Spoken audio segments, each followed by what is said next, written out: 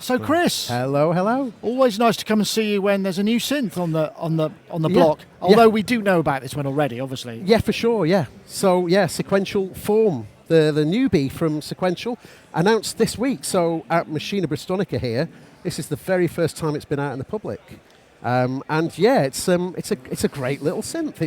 It's compact, but it's got the sequential sound. You know, it's sequential through and through, 100% analog. 4-voice with poly aftertouch too. Yeah, that's the thing that's kind of interesting. You've gone for, is it a new keybed or one you've designed yourselves? Or absolutely, yes. So this was done in-house. So Sequential have basically kind of created this keybed. It has a little name that we're calling it as well, Tactive. It's the Tactive key mechanism.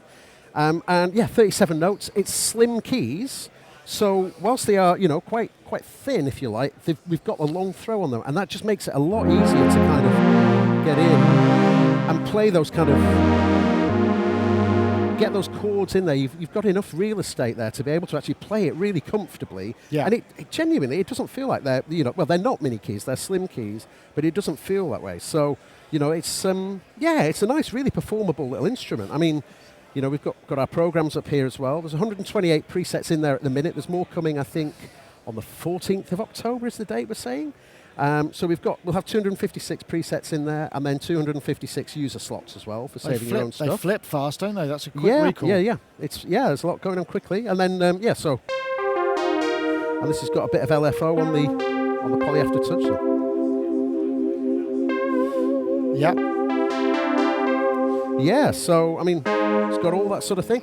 I mean, in terms of architecture, it's a typical sequential style architecture. I mean, it's very similar, really, to the Prophet 5. You know, we've got oscillator A, oscillator B.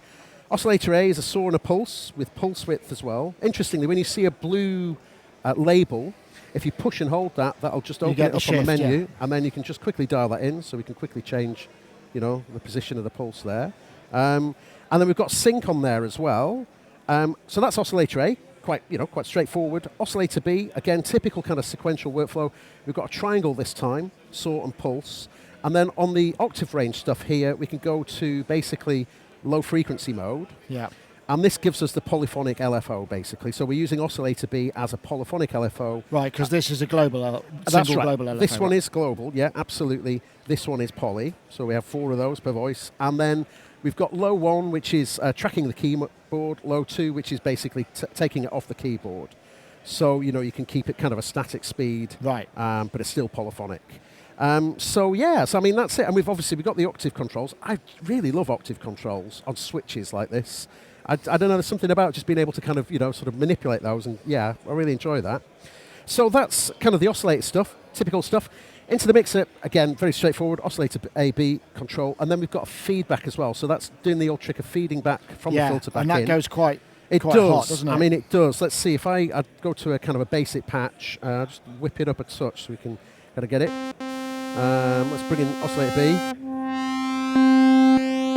can kind of hear that little burn coming in. And then if you bring in the resonance. So that's without, this is with. And it could start, it starts to munge. It does. It's got a bit, it's got body to it, that one, for certain, you know, so.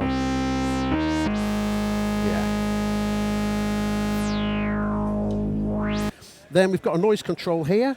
Noise, that takes us to the noise level, but if I press and hold the button, now, that takes us to the noise level. Sorry, I should say, if you move across on the parameter now, you've got different noise types. So you've got white, pink, violet, so for nice crispy high-end stuff as well.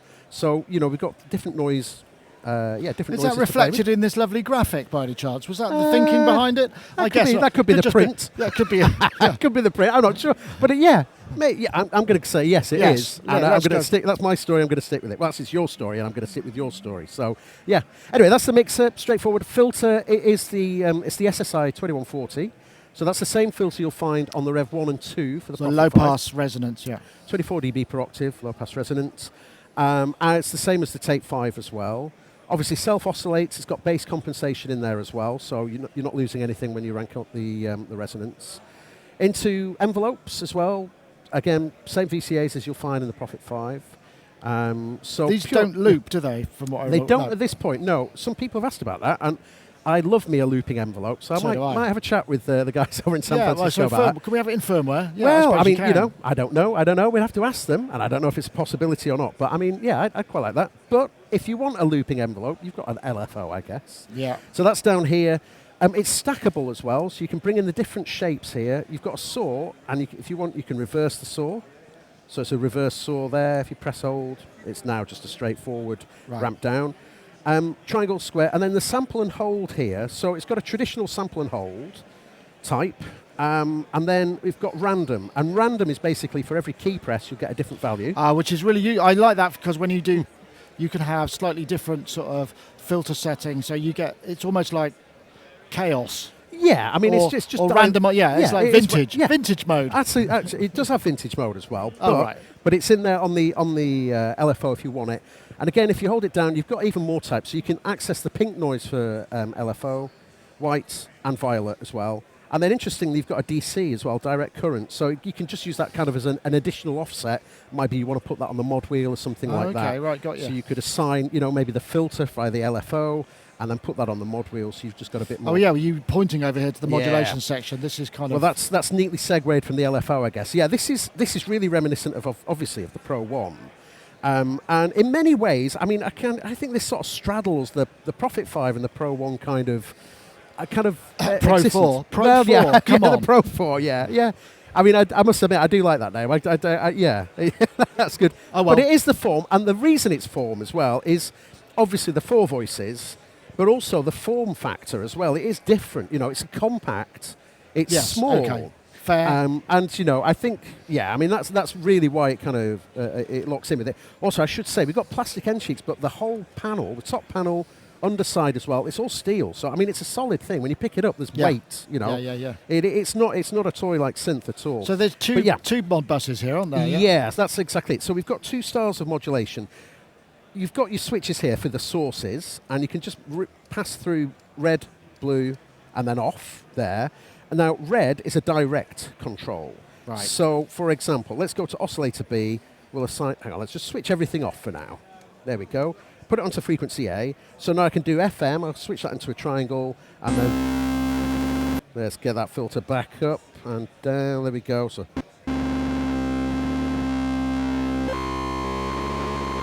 Oh, we got the feedback on there.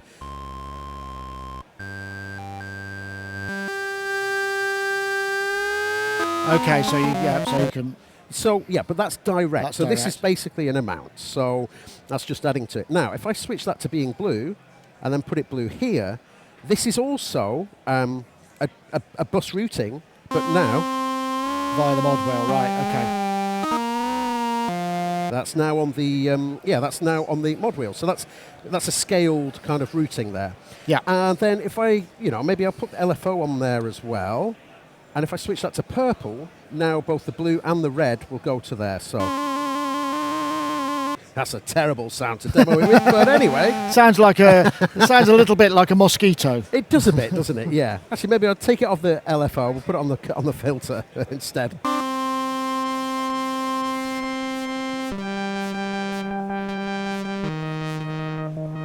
Right, so you can then. So you got basically two, and then underneath here we've got. So this is where you set your Aftertouch destination. Of course, it's Poly Aftertouch by default. It comes on with Poly Aftertouch on the keyboard. In the globals, you can switch it to channel if you prefer that. And we've got different scalings, but this is basically how you route the Aftertouch. So again, let's just go to a basic program. So let's say we'll put it on the filter. I'll bring the filter down and put the amount up. So now I'll just play a quick chord. So I'm playing that, and then as I push a note. Right, so you got individual.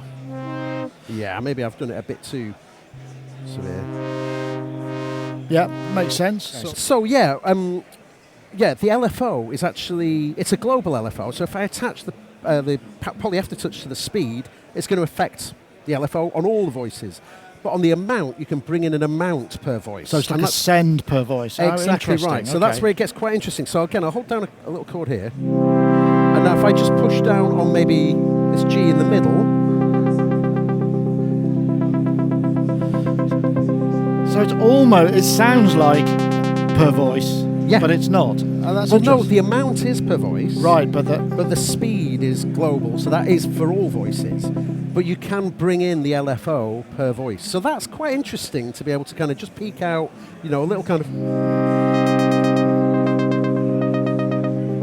Yeah. So, I mean, it's not by timbre. No, nifty workaround for a global LFO, yeah. It's getting that, it's that sort of thing. So, so that's the Poly Aftertouch. It's a really nice feeling on here. I mean, for example, if you go to... Let's go to... Yeah, this one's quite nice. Plucky Arp. So if I just kind of hold down... Sorry, I'm a bit loud there. We'll bring... So, I'm just holding down a chord, but if I then push down on one of the notes... Yeah, it just brings in a different kind of rhythm into the...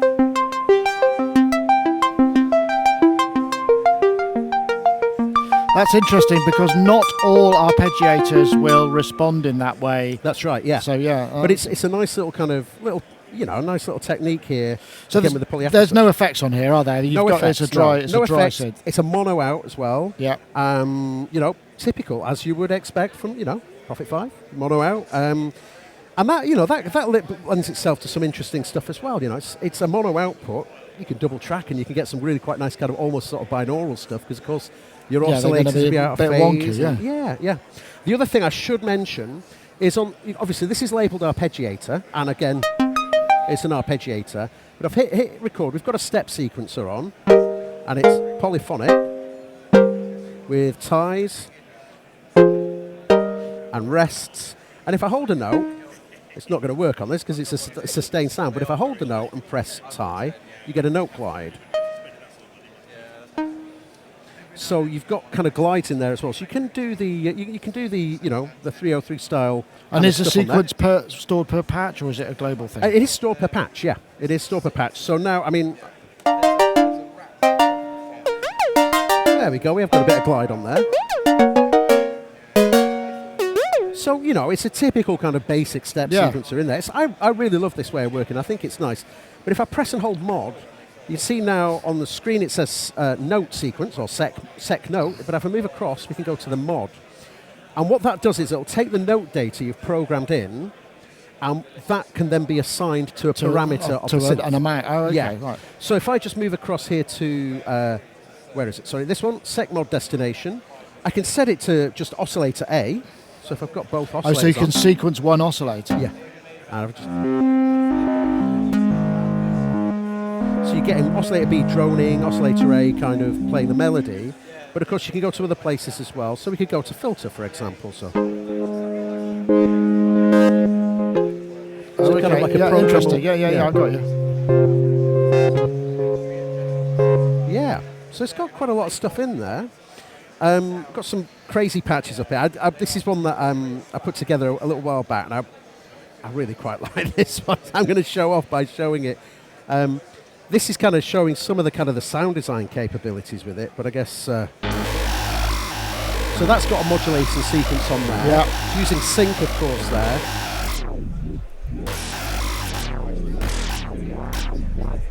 So that one needs turning up nice and loud, but you can go into some pretty crazy places with it, as well as going to your kind of typical kind of polysynth kind of big chord stuff. Yeah. So, it's a pretty versatile little instrument. And it's a kind of new price point for Sequential as well. So that's a little bit cheaper, sort of 30, well, about a third less than the next one up, isn't it? Yeah. I mean, in terms of pounds is €799, euros 949, and then I think dollars is 999. But that's the first time in a long time that a Sequential product has come in at under a grand, basically. Yeah. And we're under no illusion. Things like the Prophet 5, they're not cheap items. The OBX8, for example, as well, certainly not cheap items. But this is kind of, it's an entry point into the Sequential world at a kind of, at a more affordable price point than the other stuff.